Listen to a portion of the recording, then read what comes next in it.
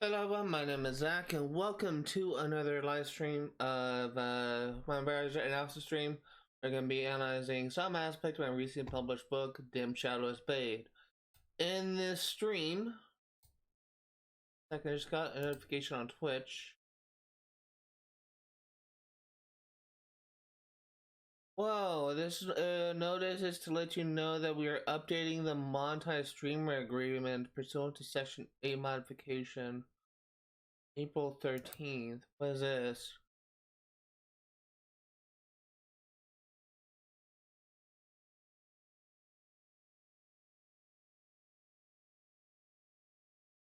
It's like a whole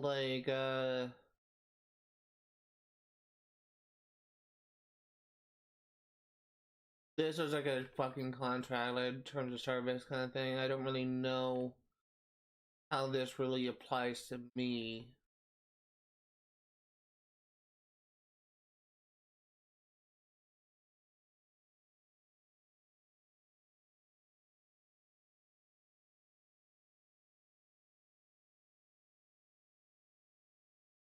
I'll have to look at this later on. It's like fucking 14 sections of something that needs to revise how the affiliate program and the partner program works on Twitch. So I'm gonna have to look into that after the stream. Okay, so today we're going to be analyzing some aspect of recent published book, Dim Shadow of Spade. We are going to be looking at all the instances of foreshadowing. I love foreshadowing future events in my story. The Dim Saga is a 14-part epic. Actually, no, it's not 14, it's a 13-part epic that is very long, very complex, and I like to be able to hint at future elements that will be important in the future of the story. There are several instances of foreshadowing that is seen throughout book one. First and foremost, I want to talk about is the character Samael. You do not meet Samael in the story, but he is talked about a lot. Samael in the story is just me trying to build upon his myth. So one of the first things you actually see and mention of Samael is on page 216 when Zara is talking about how only a handful of demons actually knew about purgatory, and they got that information from the Samael, who she labeled as the Dark Prince, which is one of the titles of the devil. Samael is continuously throughout this book is being built upon the mystery. Actually, won't see him for the first time until book two, but like you can, he is someone that is described as being absent in the story. One of the main conflicts in this thing that was kind of hinted at is the war of desperation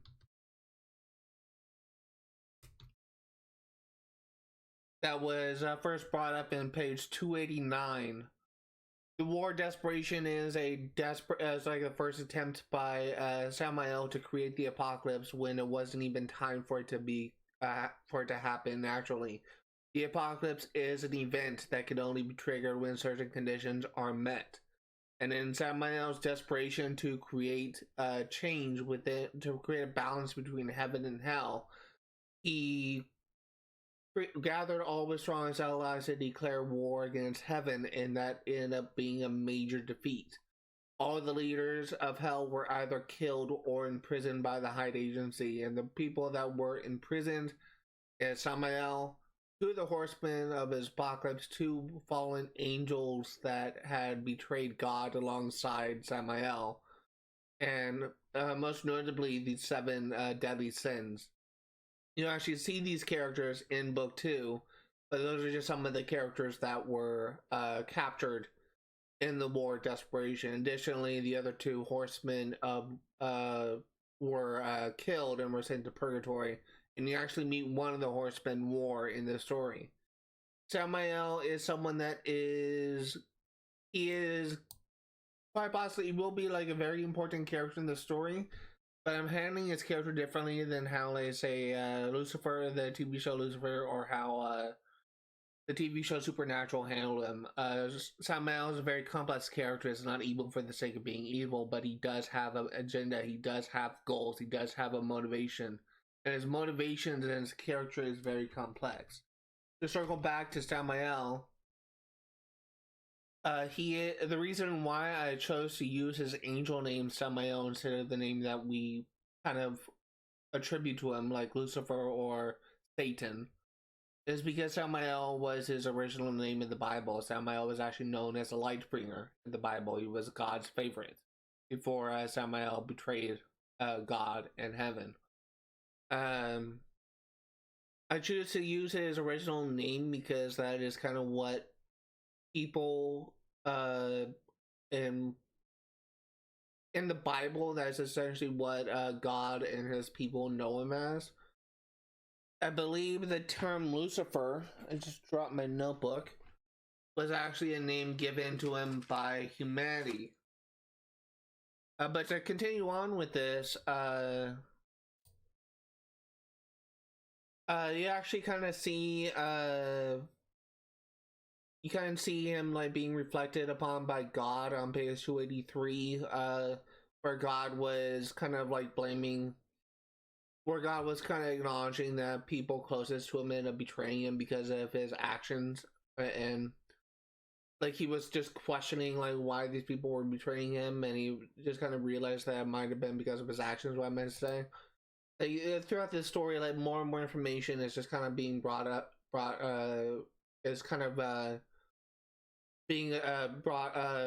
towards Samael. You learn more and more about him as the story goes. In the story, the myth of Samael is being constructed. Samael is described as a mythical figure, and though we don't see him physically in the story, you learn a lot about him. He is a messianic figure to the demons of hell, and he actually is viewed as the father of all demons. But he is kind of conflicted. He has his views within the atheist, within God's people, are conflicted. Some people who knew him well understand that Samael, they understand his motivations are better than others, I guess I'll say. And I don't know. No, this is in book 2, but in book 2 there's actually going to be like a scene where you kind of understand like what Samael's motivations are in the story, and you kind of see that through a conversation between Uriel and Michael, two of the two people that were archangels in the Bible that are kind of important characters within the story. To kind of further explain like, a little bit more about Samael and sort of like the myth that's being built upon him. He will be a very important character in the story from the moment he is introduced in book 2 to the end of this story. And he has a very special relationship with God, as you kind of are able to piece together through the discourse between God and his internal thoughts about Samael. God and Samael were close. They were close friends, I should say. And they were honestly kind of more to friends. They kind of had like a fraternal brotherhood kind of thing. They weren't blood related, but they were very close that they consider each other siblings. And that's essentially as far as I'm willing to say about the character Samael. You'll actually learn more about him as the story progresses. But this is one of the characters that I am actively foreshadowing in this book. The other thing I wanted to say, I'm trying to find my phone real quick. 1 second.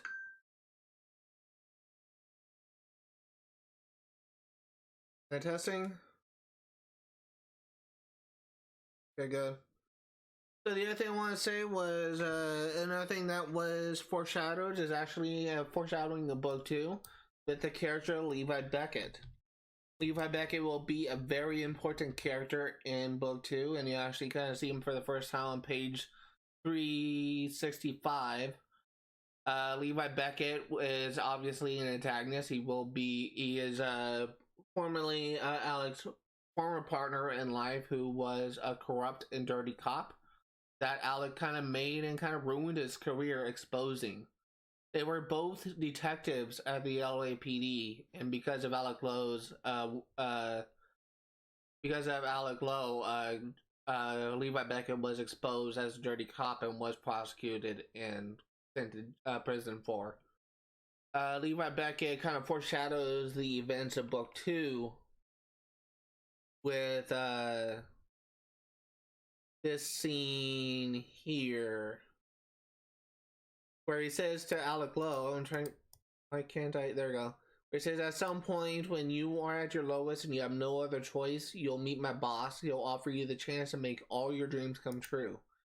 This is a foreshadowing a major event that will take place in part 1 of book 2.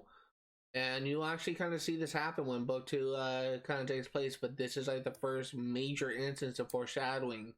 Well, it's actually not the first chronologically, but it is in this list an instance of foreshadowing for the sequel of this book. This entire scene highlights, foreshadows a major conflict of book 2. I am leaving this as scene mostly vague. Levi Beckett, I'm kind of trying to intend to be a sort of mysterious figure, kind of sort of like a little teaser to get the reader's attention, to kind of get them to look forward to the events of book 2. Levi Beckett will probably be one of my strongest antagonists that I am planning on writing, at least as of right now. He won't be the strongest in physical strength, but he is definitely the strongest in narrative, at least at this point. Another thing that is kind of foreshadowed is a character, Charlotte Matthews. Charlotte Matthews is the excuse me. Charlotte Matthews is will be the main protagonist of book 2, and the second trilogy, I should say. Alec Lowe is a star of the first trilogy. Charlotte Matthews is a star of the second trilogy. And this scene is kind of meant to foreshadow this scene on page 334 when Charlotte Matthews was introduced to page 335. Yeah. Where the character in the struggles of Charlotte Matthews is kind of foreshadowed. You can kind of see that Charlotte kind of is sort of like the black sheep of the Hyde agency. She doesn't like have any other respect. In fact, many of the Hyde agents actually hate her, as you can see through here, this line here. She is someone that is strong but short-tempered. She is someone that acts more on instinct, and she has issues kind of working well with others. A lot of the Hyde agents actually kind of hate her because they believe that she doesn't have the proper values of a Hyde agent. And her major character arc in the second trilogy, her main goal in the second trilogy, is to gain acceptance from her peers, from her family, and also from the public in general. As I said before, she's a black sheep, not just within her own work, but within her own family. Her family, to kind of talk more about it, since it's going to be a while before we kind of focus on her character. Her family is a rich family. She was raised in the colonial America. Her families were rich. Were kind of like wealthy merchants. She is a family of merchants. And her family, her father was a slave owner. He was racist. His mother was often kind of took the father's side, and she didn't really have like any say in the house because women back then had little to no rights. And Charlotte Matthews unfortunately died very young, and she kind of got her second chance, and she kind of started to really enjoy her life within heaven. And when it came time for her parents to pass on, Charlotte kind of begged and just pulled like all sorts of like strings and within like heaven in order to make it so that her parents do not go to hell, but where they actually would have gone naturally because they weren't really good people. Uh, she begged them. She begged heaven to kind of allow them into heaven, but unfortunately, her family is so deluded that they believe they didn't. They refuse to believe that they were bound to go to hell, and they still have animosity towards their own daughter. Charlotte Matthews is someone that will kind of go on a huge character arc in book two of her trying desperately to try and like change herself in order to kind of and also kind of change the perspective of others, I guess.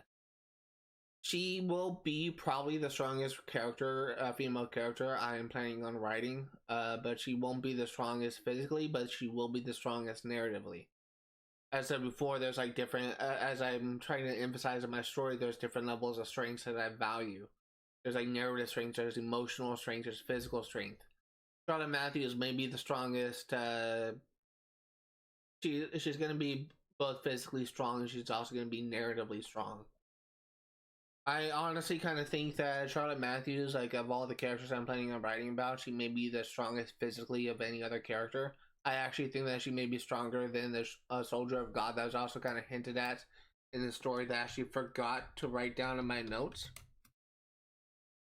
The Soldier of God, to kind of branch off in this, Soldier of God will be, his name wasn't actually name dropped here, but he is, you actually see him for the first time in book two. Soldier of God will, his name is Jean-Michel Devereaux. And what the Soldier of God is it's labeled as the strongest high agent that works directly for God. And even though Jean is labeled as the strongest, because Charlotte's fighting style is more aggressive and more fast paced, she will actually have an advantage if she were to go in a fight with Jean-Michel Devereaux. So that's why I actually consider Charlotte Matthews to actually be stronger than Soldier of God, because if they were getting into one-on-one fight, Charlotte would actually win. But physically, in relation to strength, Jean is actually stronger. But in terms of fighting capabilities, Charlotte is stronger, if that makes sense. The other thing I will say is another thing that was foreshadowed in the story is the apocalypse. You learn the most about the apocalypse and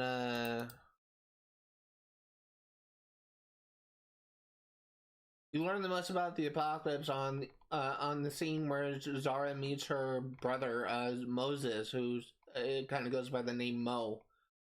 Uh, you, the apocalypse I'm planning on handling a little bit differently in the story. There's in the Bible there's actually like 7 seals of the apocalypse that must be broken. They were actually kind of labeled as in different forms of media. They're often kind of described as physical seals that must be broken. Darksiders are physical seals. I'm not really sure what they are supposed to represent in the Book of Revelations. I think the seals of the apocalypse are actually kind of more vague, and it's just kind of, I don't think anyone really knows what the seals of the apocalypse are actually meant to be. The seals of the apocalypse in my story is actually going to be something that is actually meant to be like more so reflective of events, unlikely events that would probably never happen in a million years, but once those events happen, then the seal is broken. And these seals affect not just humanity, like events within humanity, but also events that affect the Hyde Agency and demons as well. Like one of the seals I'm planning on creating that will be kind of a major plot point in book in the second trilogy is a seal where a a Hyde agent is willing to sacrifice themselves for a demon, and this is something that just will probably never is kind of viewed to be never will never happen. but this will be like a major event within the story that by the end of the second trilogy, that seal will be broken. And you'll actually kind of see how each of the seals are broken except for two. Because in the story, the two of the seals have already been broken, as stated by Moses, and I'm already have an idea of what one seal is, but I haven't worked out what the second seal that's broken is. And throughout the second trilogy, there's actually gonna be different groups that will kind of work towards orchestrating the breaking of the remaining of the seals.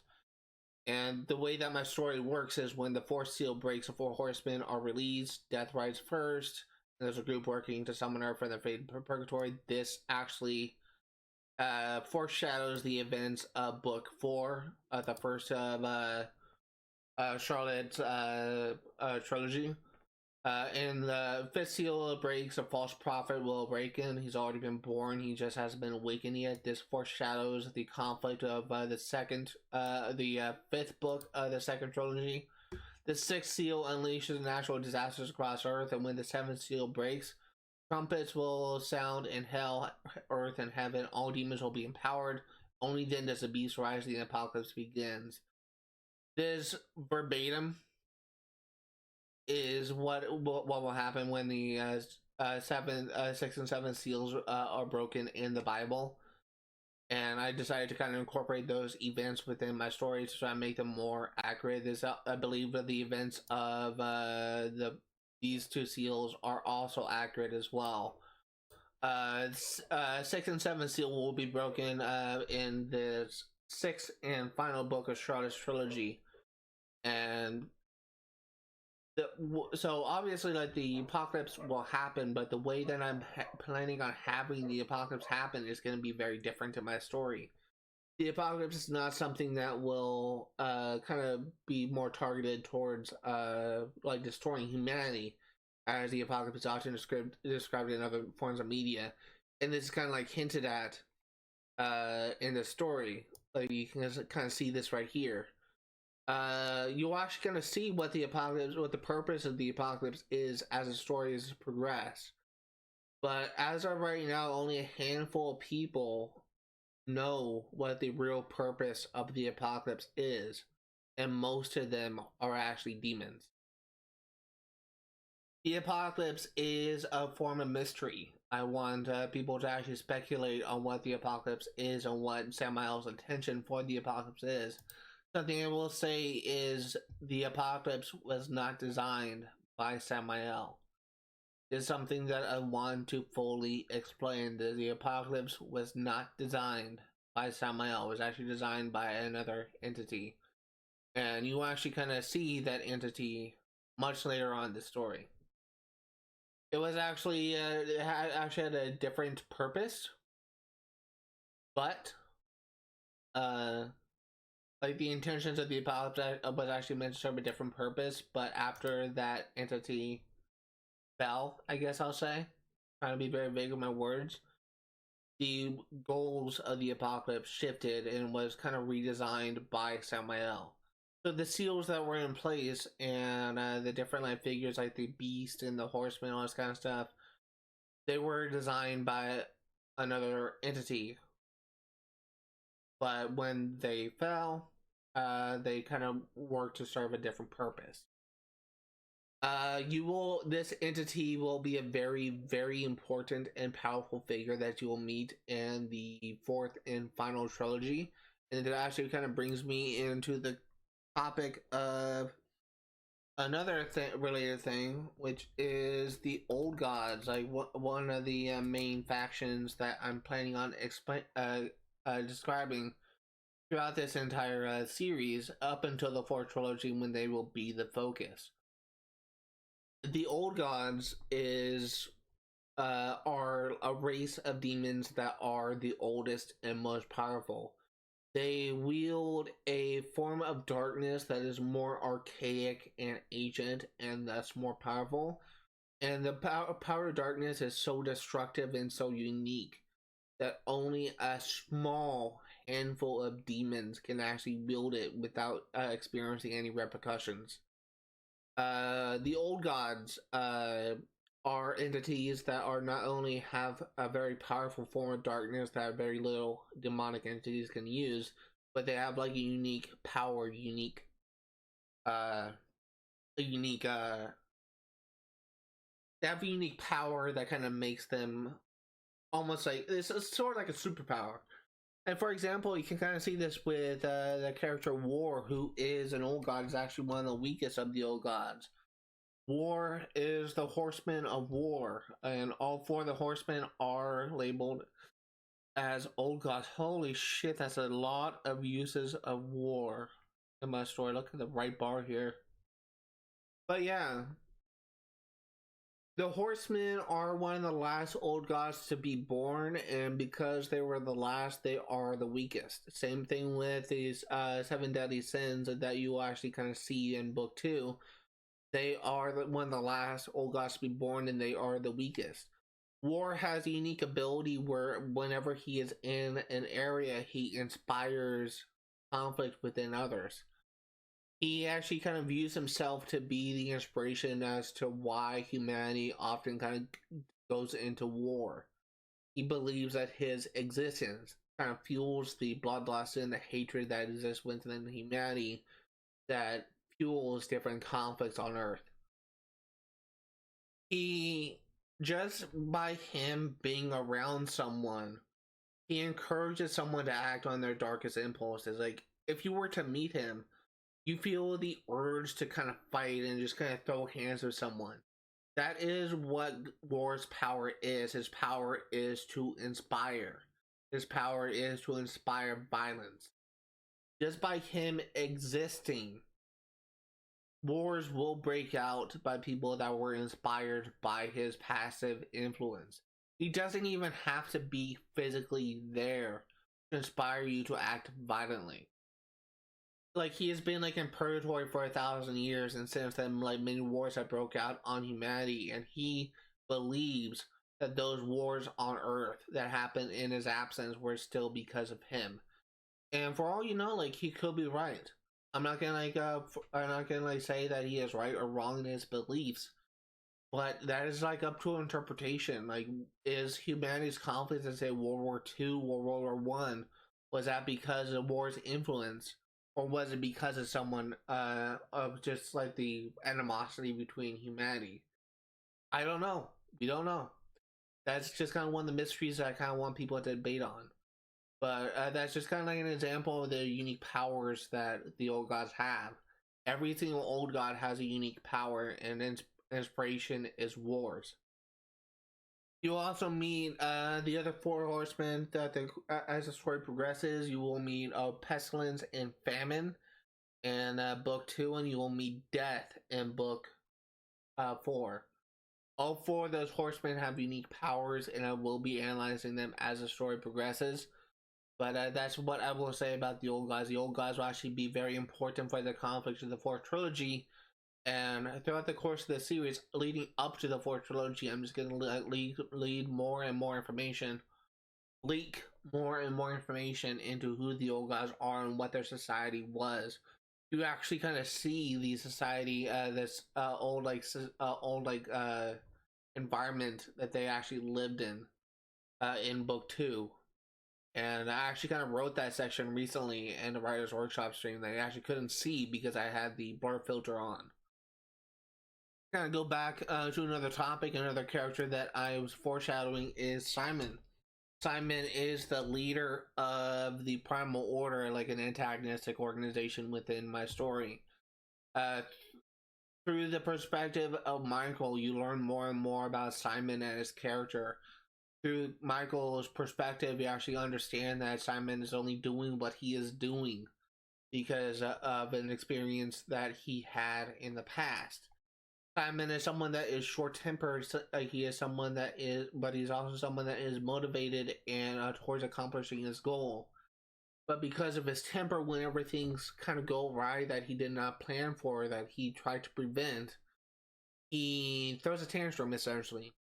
Throughout this course of the story, you actually kind of see Simon throw separate tantrums of Alec Lowe just kind of like causing them to be more and more exposed. But he is kind of more of a complex character. You can kind of see its complexities in book 2. Simon will be a very important character in not only book 2 but in book 3 as well. And it's through his relationship, through his perspective of Michael, that you learn the most about him. But also in book 2, you also kind of learn a lot about the Primal Order and their organizational structure, and you actually kind of see how they kind of fell. In this book alone, you actually learn more and more about the Primal Order and about Simon, about his organization through Michael's perspectives, and his reluctance, kind of his regret in aligning with the organization. The Primal Order will be a major life focus within book 2, but they're not the main antagonistic force. And you'll learn more about them. I'll be making a video about them when I finish book 2 and when it's published. But for right now, this perspectives with Michael and how he views Simon and how he views the Primal Order is meant to be a form of foreshadowing within that organization, within those characters. You will learn more about him as the story progresses. And Simon, though people may view him as being like a short-tempered child, he is very complex. He is motivated by a dream, a desire.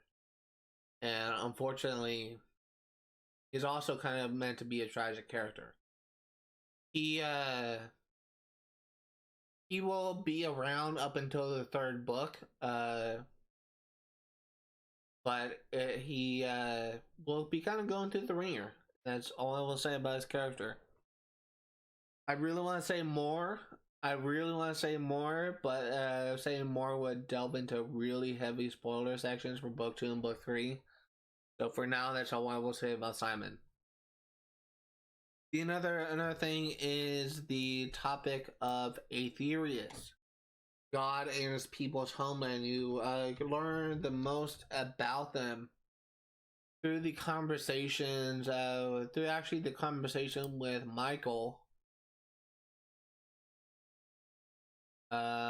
which is where.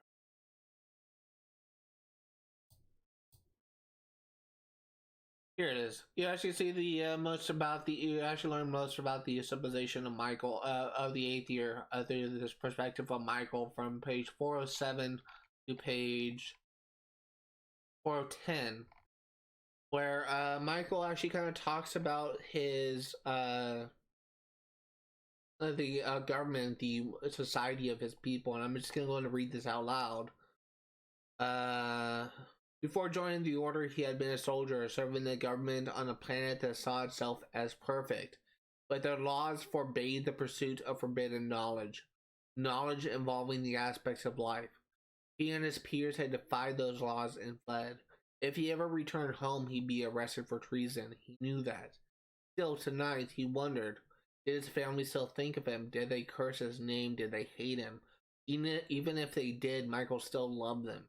And a part of him ached to see their faces one last time. But that door had closed a long time ago, probably forever. This is like the first mention, really, of this society of the Aether, the God's people that he kind of was separating himself from.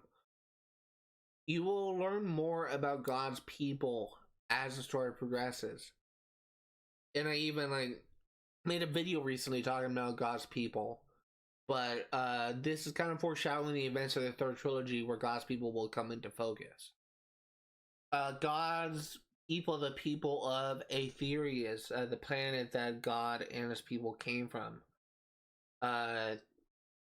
they will be the major focal point in the story, and it's kind of my attempt to kind of draw an origin to the character of God in the Bible. God is kind of a mysterious character. You don't know much about him other than being like a powerful deity, and that nothing really existed before he created the universe. In the Bible, it's kind of implied that he alone was the only entity that existed, and that he created everything else. I don't think that they ever really fully explained if Lucifer or Samael was around when God created the universe. I don't think it was ever really explained if Michael or Uriel or Gabriel were around when God created the universe. I believe it. I honestly kind of wonder if it was kind of implied that they were born after God created the universe. But in my story, it's kind of different. God and his people existed at the creation of our universe. At least this universe that's kind of meant to be a parallel of our universe, I should say. But they aren't really from the world that they inhabit. And throughout this course of the story, you actually learn more and more about God's people's culture and why they had to flee.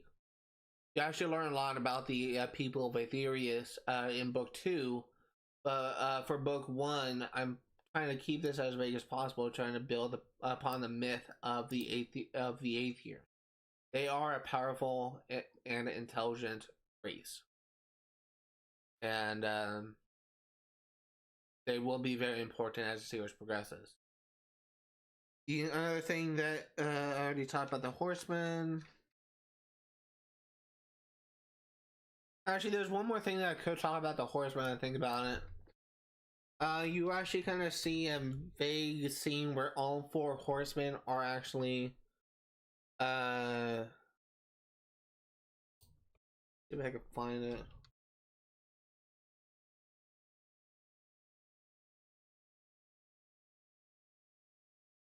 That's right.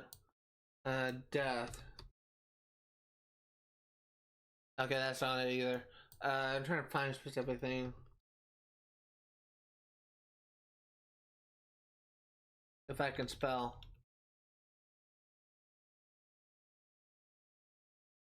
Here it is.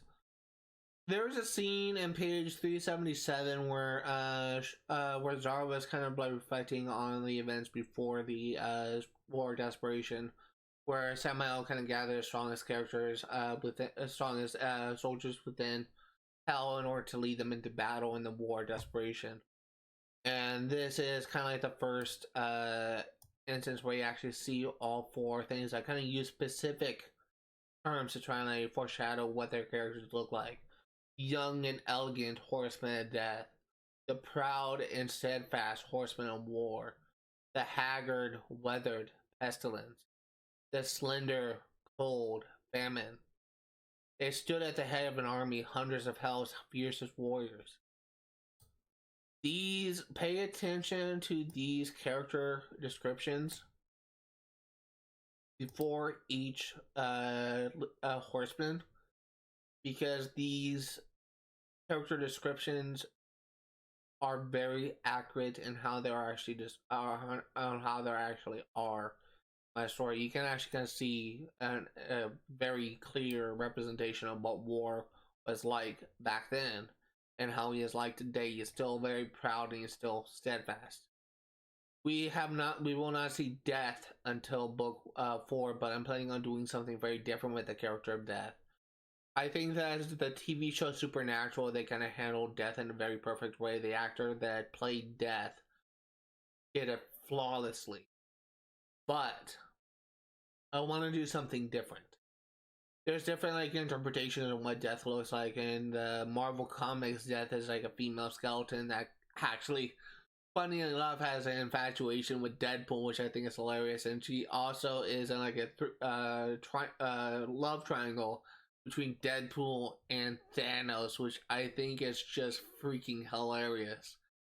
In fact, one of my favorite things about the Deadpool comics is that it's kind of like explaining that the reason why Deadpool can't actually die is because of Thanos. Because Thanos knows that when Deadpool dies, he will essentially be with Death, and that Thanos will have no chance to be in a relationship with Death. And I think that's just kind of hilarious that the reason why Deadpool is essentially unkillable in the comics is because of Thanos' intervention, because Thanos is so jealous and so desirous of Death's affection that he refuses to let Death's like love interest die so that he can spend more time with Death. Just that pettiness of Thanos, I think it's just freaking hilarious. Oh my god. Anyway, like I'm planning on to like doing something very different with how I'm portraying this story. Like not even like a Horseman of Death is gonna be different, but also like Pestilence and Famine as well. Like all four of these characters are old gods, and they all have a unique ability. I honestly don't really see like any. I really want. Actually, no. I probably should have talked about their abilities in detail now. You want to learn more about them as the story progresses, but you kind of can see what the abilities of Pestilence and Famine are in book 2, but uh, they're kind of meant to be kind of a unique character. And Supernatural, I keep on like bringing up Supernatural. In Supernatural, Pestilence and Famine were kind of like older men. I think the only people that were kind of described as the youngest was War, and honestly, I think War's portrayal in Supernatural is probably the weakest of the four horsemen. Pestilence and Famine are actually kind of more impressive, kind of more impressive narratively than War. And I'm just honestly kind of disappointed because because Death, Pestilence, and Famine all did like a phenomenal job within Supernatural, but again, War just feels the weakest of the portrayals of Supernatural. But it's honestly kind of funny because in Supernatural, I remember a very first scene when Pestilence first appeared of him kind of walking through like a pharmacy or like a restaurant and him like coughing and just coughing up mucus on like a napkin. Then he just kind of takes stuff off the shelf and approaches a clerk, and then he sneezes and mucus just flies in the face of the clerk. That was just so disgusting. But it just kind of like describes how what kind of like is like a perfect depiction of what Pestilence is like in my story. I can only remember Famine and the ending of his ending of him like being in a wheelchair and him kind of trying to force Sam to I remember him like trying to like force Sam is trying to like control Sam in some way, and because Sam was kind of ingesting demon blood, he had like these powers of a demon, and he actually defeated Famine by destroying the demons that resided within Famine, if I remember correctly. But Famine's portrayal and Pestilence's portrayal in Supernatural is actually going to be very different from my portrayal. Pestilence is not someone that is sick per se, but he actually no. Is it Famine or is it Pestilence? I'm trying to think. Either Pestilence or Famine is actually a female character in my story, and I can't remember which is which. I think Pestilence is a female character. So I should say she. Uh, she will kind of be kind of a more unique character. I described her in the story as being haggard and weathered.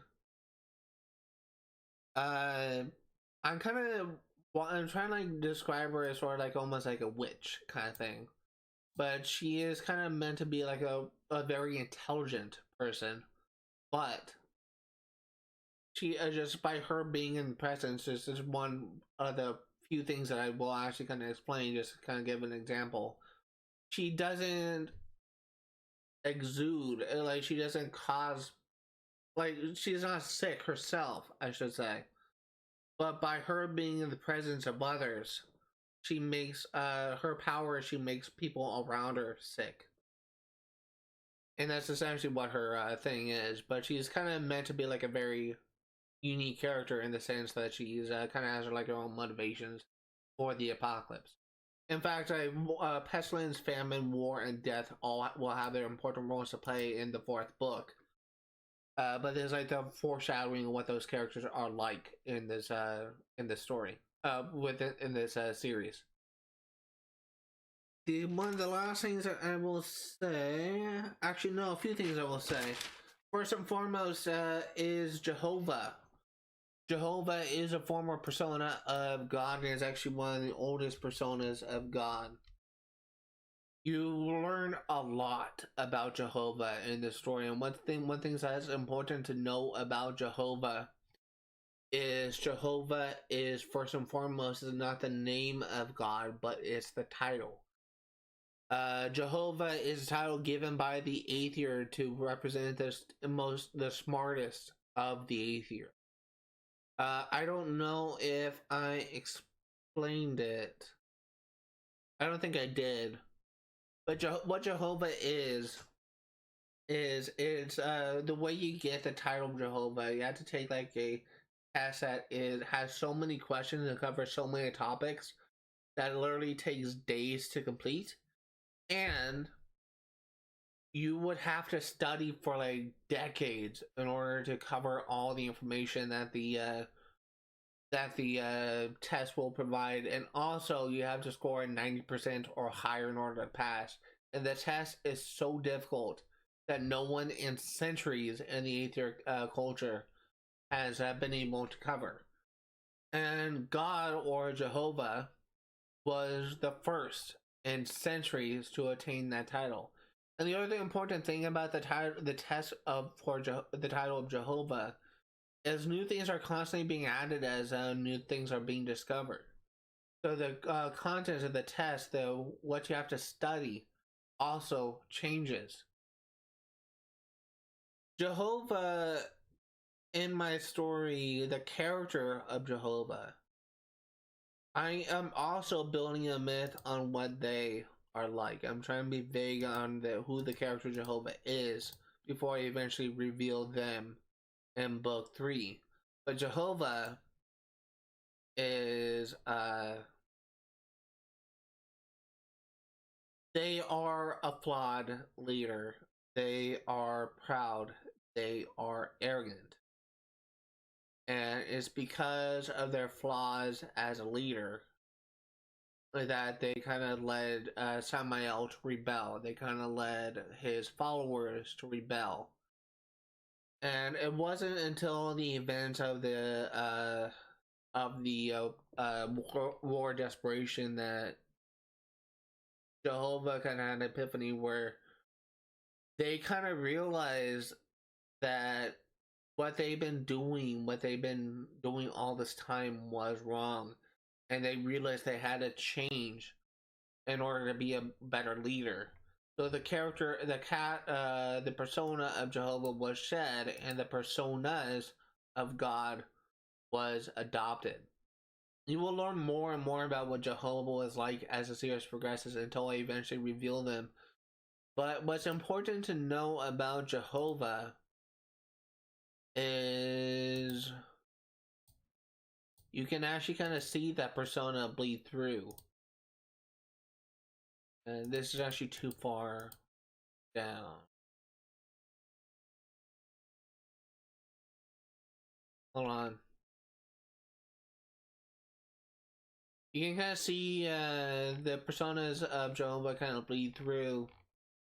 And trying to find it.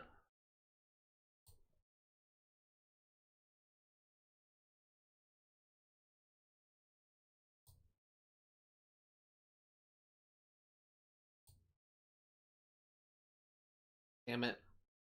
Okay, well this is actually closer to where it is.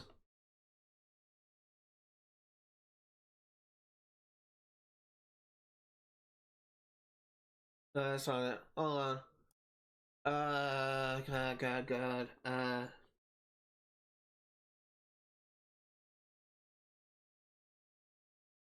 By the way, I gotta have to find it manually.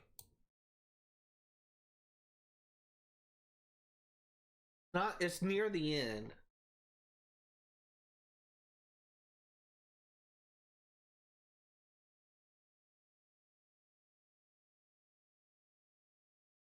It's actually before this scene. Yeah. So, uh, every now and then,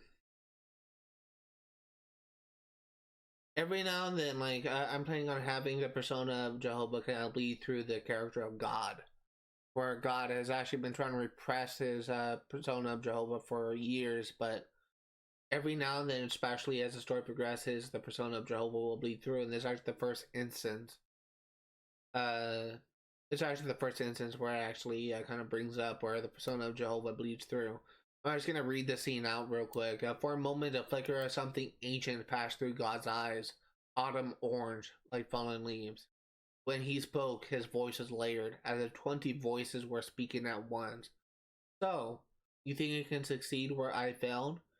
Then, as quickly as it came, the moment passed. God coughed, his eyes returning to their usual blue. He smiled gently. This is the persona of Jehovah bleeding through this. It was what you can kind of read this in whatever tone you like, but you can kind of see the cockiness, you can kind of see the arrogance in that tone. This is what Jehovah is like at its core, where they kind of like demean others.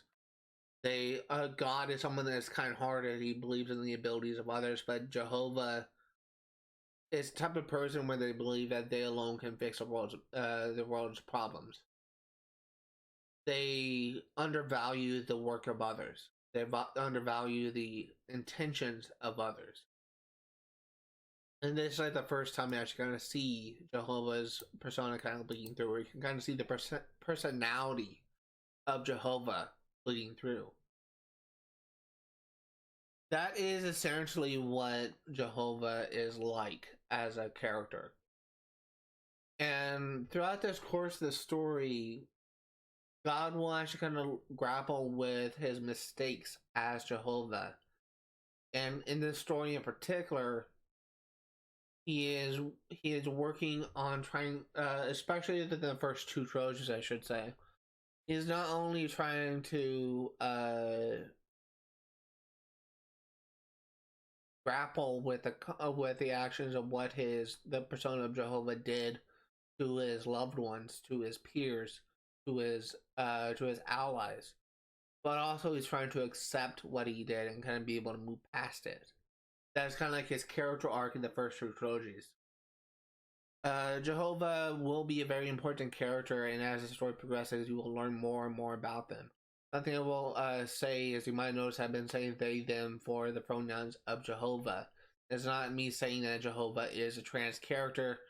It's just I'm trying to avoid using gender when referring to Jehovah, because I want to make their character as mysterious as possible until I eventually reveal them in book 3.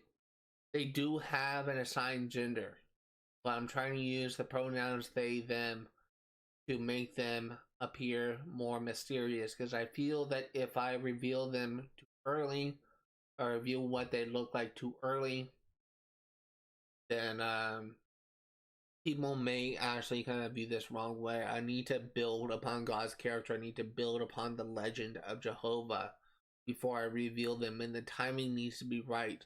But in order for the timing to be right, I have to make sure that the two characters are effectively built. That people won't have a problem with the reveal of who Jehovah is. Jehovah is meant to be, as I mentioned before, they're a very important character, not only to the story but to me.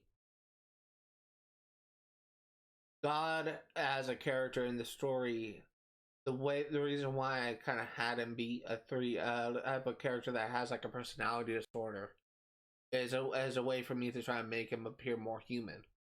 But I want to reiterate that God, the three personas of God, isn't technically the only personas of God, if that makes sense.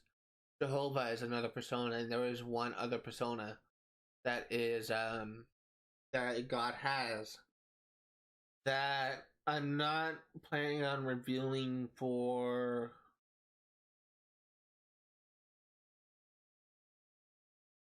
either the second or third trilogy. But Jehovah God in a third persona will be kind of very important characters. You will learn more about these characters as the story progresses, but for right now, I'm just focusing on building upon the myth of Jehovah throughout books 1 and 2, and also parts of 3. And Jehovah will be revealed in their entirety in the final battle of book 3. I have Hiccup. Hold on.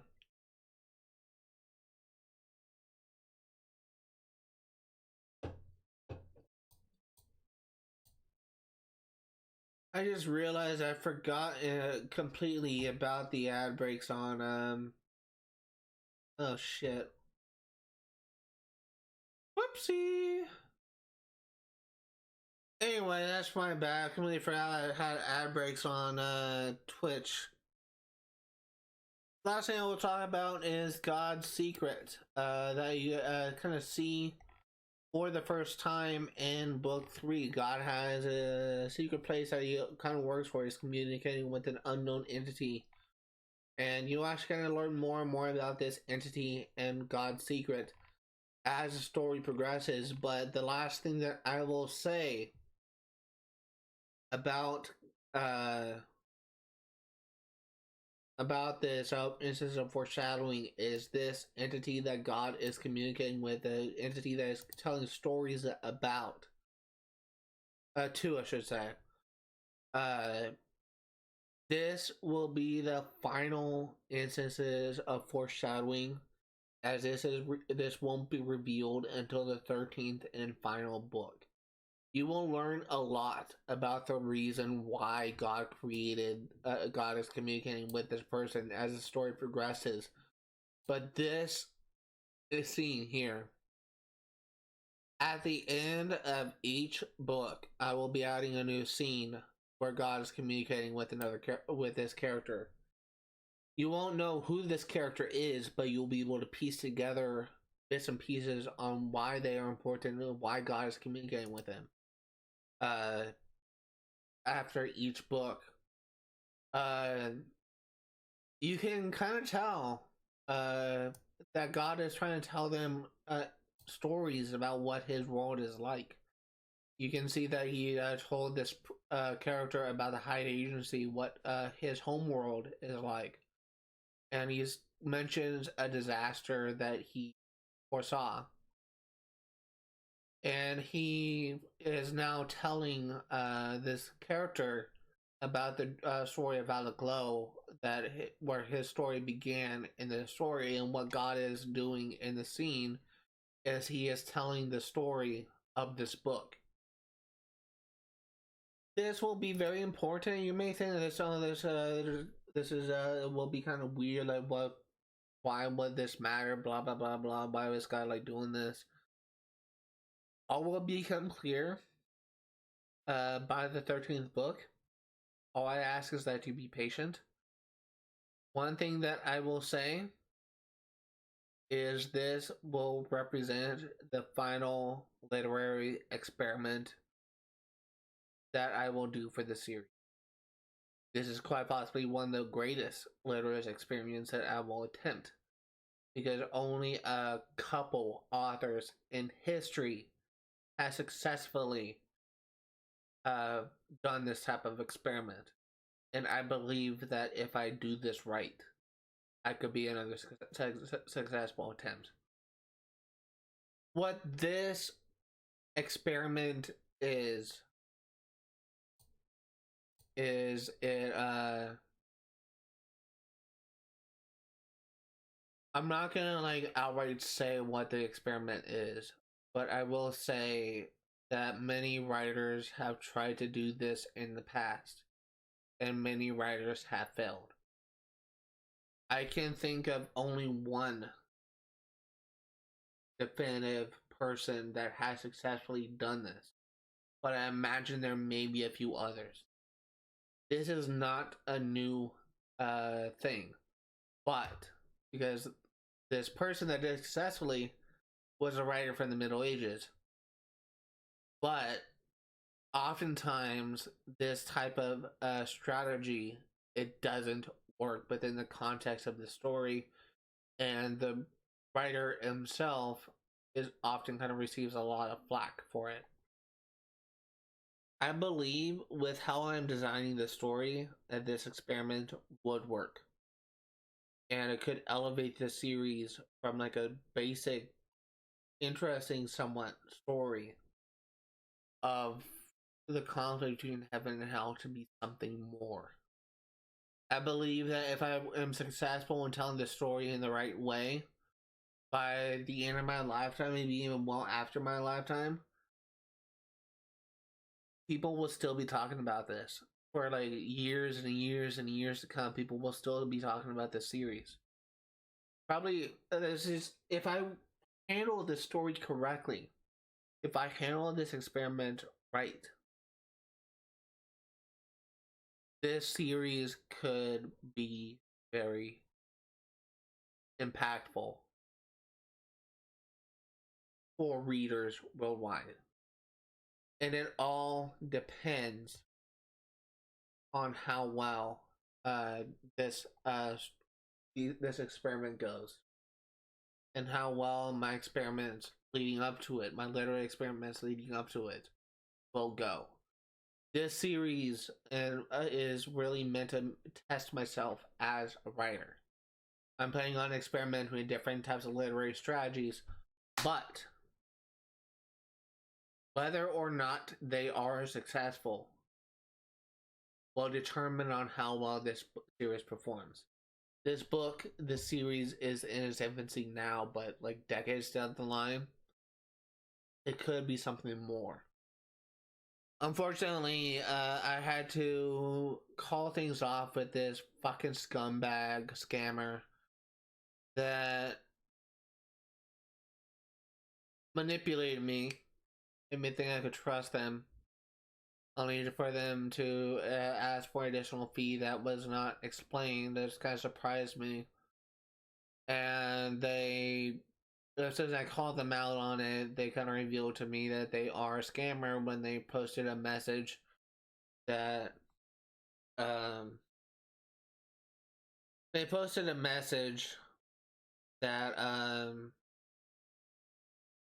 that was full of typos, that wasn't even proper English. I couldn't even understand what the fuck she was trying to say. But you see this type of message all the time in scammers. You can always tell when you're interacting with a scammer when they post a message where it's clear that English is not their first language. I fired this person. I will no longer be working with this person in the future. And because of that, I have no marketing strategy right now. I want to be able to make this current book, be available in other languages, in other formats, be able to be published in other mediums like Barnes and Noble, but I don't have anyone to do that for me. I will not be working with someone I meet on Discord anymore. I cannot trust someone to do the right thing when I interact with someone on Discord. People, if you comment me on Twitch, on Twitter, on Blue Sky, on any form of social media, and you try and convince me to talk to you on Discord, that is just a major red flag at this point. You can just go fuck right off, because I am done being scammed by fucking shithead scammers that are just gonna manipulate me and con money out of me, because they can just go to the deepest pits of hell and just fuck right off. Because I'm so pissed off. Like, this person, I spent $1,500 for marketing since I started the process in February, and I have nothing to show for it because she is a fucking liar that scammed me. So, yeah, that's what I'm dealing with right now.